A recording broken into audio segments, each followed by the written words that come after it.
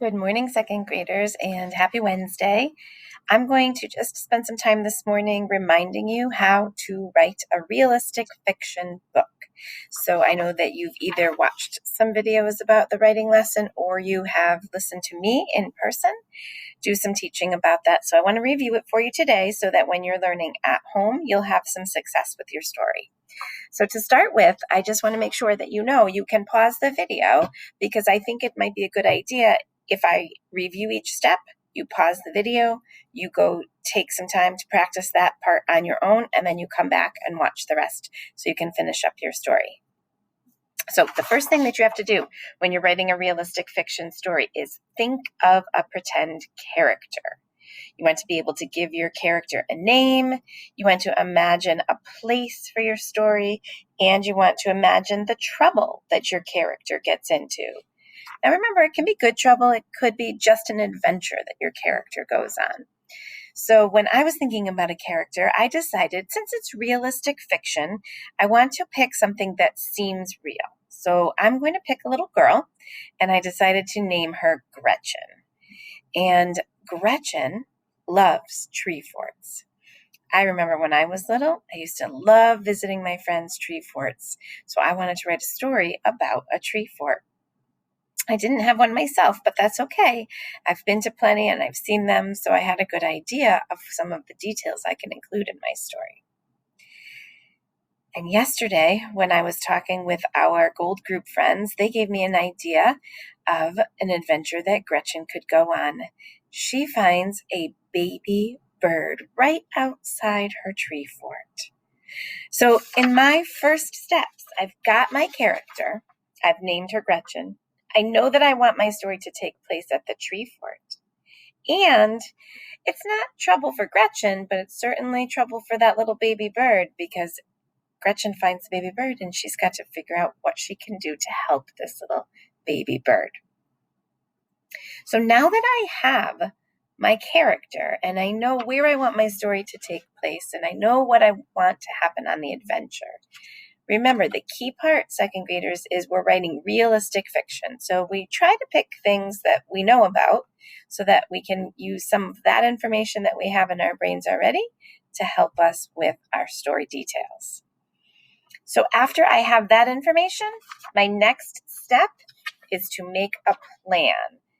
And I find, second graders, that this is the hardest part because I think that some of you want to dive right into that writing part, but the planning part is really very important. So I want to take a minute right now to show you how to make a good plan, and then I want you to pause the video so that you can then make your plan. So you're going to be starting off with a blank booklet.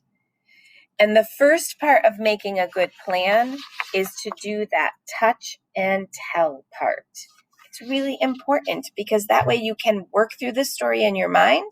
If you're talking to an adult or in your home or a brother or sister, maybe they can even give you some ideas to add. That's what happened yesterday when I was talking through the plan of my story. The Gold Group was able to give me some really good ideas for my story. So if I were going to touch and plan, I just touch the page with my fingers. I leave it blank. I don't even need my pencil yet. I leave the page blank. I touch and tell. So I wanted to start my story off with Gretchen in her house. She was getting some things to bring out to her tree fort. So she wanted to bring with her some papers and paint for her adventure. She wanted to bring some snacks out to her tree fort because she planned on spending some time there during the day. So my story starts with Gretchen getting all of those things in her house. The next page of my story, I'm just going to continue to touch and tell.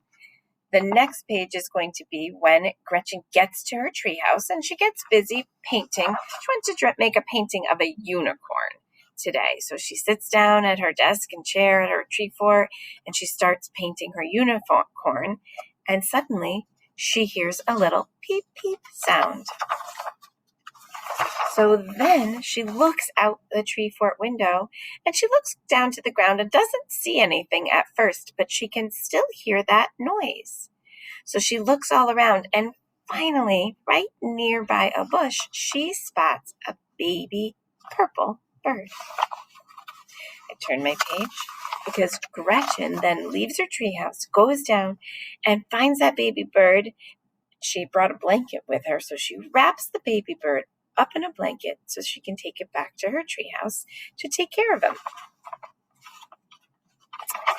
And lastly in my story, Gretchen takes that baby bird to her treehouse, does a little research to find out what does a baby bird need, because she can't find the nest for the baby bird, she can't find the mom, so what can she do to take care of that baby bird? And so she does a little research to learn she can feed him some worms and take good care and make that bird into her pet. Now remember, this is a fiction story, so she's going to make that purple bird into her pet. Usually when we find birds out in the wild, that's not what we do. We do try to take care of them and don't usually turn them into our pets, but that's the part of this story that's okay to make up because it is fiction. So she's going to turn that baby bird into her pet in the end. So right now, why don't you take a minute to pause the video, get out your blank notebook, and go make your plan. If that's as far as you get today, that's okay. Some of you have already got that plan in place from the work that you've done with me or from the work you've done when you were watching the videos at home. If that's the case, if you've got a good plan where you've touched and told your story, then you want to go back and finish that plan with the sketches across the page. Again, don't skip this part. I know some of you like to add the sketches after you do your writing, but this is really important for you to do when you make your plan. So what I did already was sketch my story across the pages. So here's Gretchen at her house.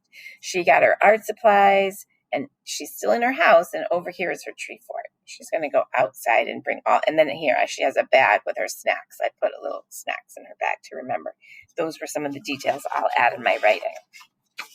And then on my next page, that was where she was sitting at her desk sketching her unicorn, or she's painting her unicorn. And she hears that little peep peep sound right outside her tree fort window.